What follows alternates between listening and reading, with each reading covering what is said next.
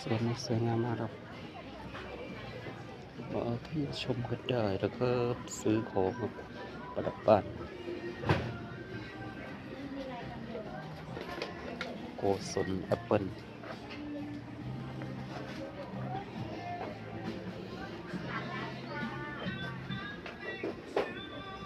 กาวานไม้เล็กอัญมณีแดงวาสนารุ่งเรืองอัญมณีขาวรับเงินรับทองด้วยโชคลาภ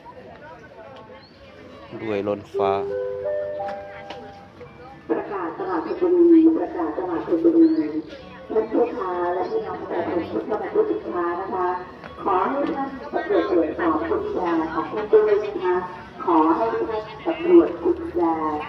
ต่างๆของท่านด้วยนะคะในวันนี้มีเจ้าหน้าที่